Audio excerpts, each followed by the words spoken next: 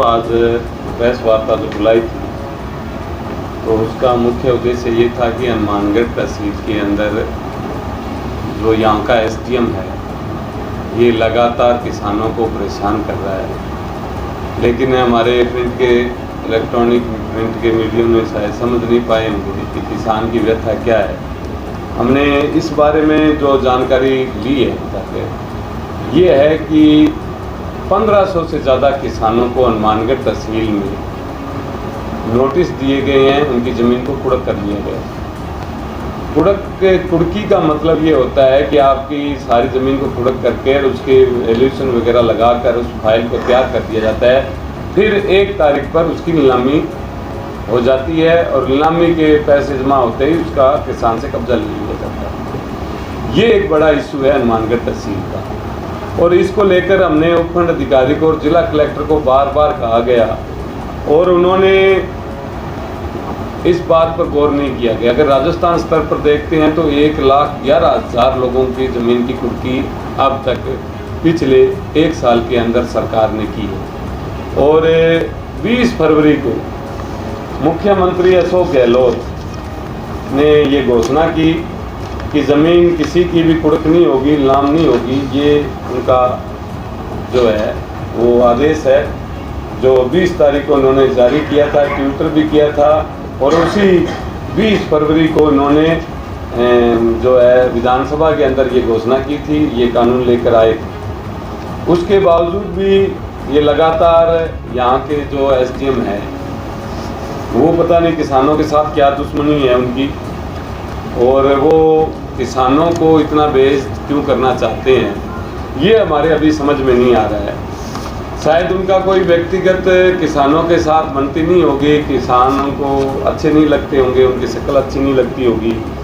कि हमने राउत सर भी पता किया, वहाँ भी किसी को नोटिस नहीं दिया गया है कुर्की का, ना ज़मीन नीलाम की गई है।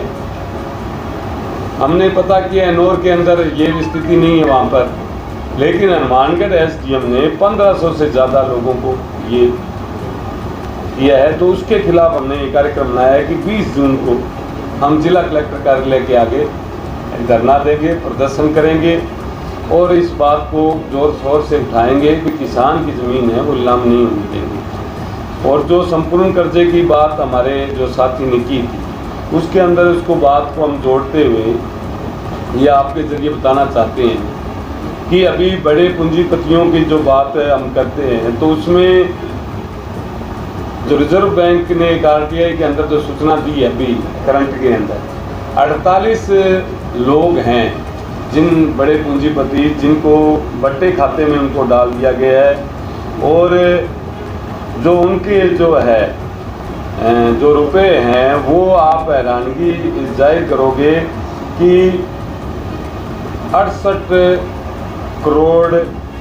लाख करोड़ रुपए, 1000 करोड़ रुपए हैं जो उनके है जो बट्टे खाते में डाल दिए हैं। अब किसान की कोई बात करता है, 68,607 करोड़ रुपए हैं ये जो माफ़ किए हैं, ये रिजर्व बैंक ने हमें बताया है।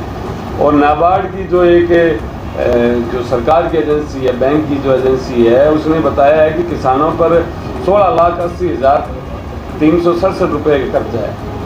इन पूंजीपतियों को पिछले 1 साल में इतना किया है। 5 साल पहले जब 8 साल पहले जब मनमोहन सिंह की सरकार थी तो उन्होंने 5,000 करोड़ रुपए इनके एनपी खाते में डाले थे, लेकिन किसान का ये 1 रुपये भी नहीं कर रहे। आज किसान की हालत ये है कि 61 रुपये एक उसके आमदनी है एक दिन की, 61 रुपये 50 पैसे। ये सरकारी आंकड़े हैं, हमारे बनाए हुए नहीं हैं। लेकिन इसके बावजूद भी यहाँ का एसडीएम ये समझता है कि मैं ये सारी चीज़ों के नोटिस हमारे साथियों उनके पास हैं, ये देखिए नोटिस दिए हैं। आपको कहीं भी इस तरह के नोटिस कर दें, ये नोटिस है। नोटिस देने की तारीख होती है 3-5, इनको मिलता है 4 तारीख को, मतलब 1 दिन पहले। हमारे जोरावरपुरा के लोग आए हैं, उनको मिला, उनको 23/5 को ही मिला, 23/5 को 11 बजे हाजिर होना था और 20/4 को ये जारी करते हैं। तो यहाँ का एसडीएम ये चाहता है कि किसान कोई हाजिर आकर अपनी बात ही नहीं कह सके।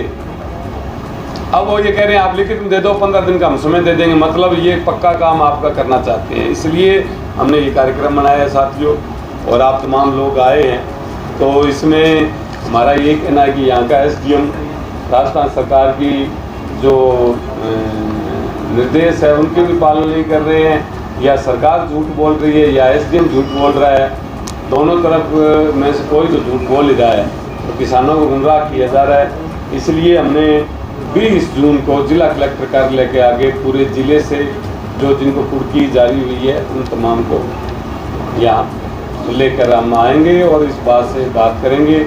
और साथ में जैसे साथी ने कहा है कि कर्जा माफ़ी के साथ हमारे जो है इस आंदोलन में जोड़ा जाएगा, क्योंकि सरकारों के 2014 में मोदी जी ने कह दिया, और उसके बाद में आज से 5 साल पहले गहलोत सरकार आने से पहले मैनिफेस्टो में लिखा आपने कि हम संपूर्ण कर्जा माफ़ करेंगे।